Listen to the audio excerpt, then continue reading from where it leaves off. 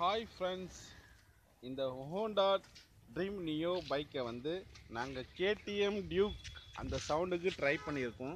அதாவது இப்போ பாருங்கள், இந்த டப்பாலேருந்து ஒரு கம்பியை சுற்றி இந்த சைலன்சரில் போட்டு கட்டி இந்த 5 சென்டிமீட்டர் கேப் வச்சு நாங்கள் இப்போ ஸ்டார்ட் பண்ண போகிறோம்.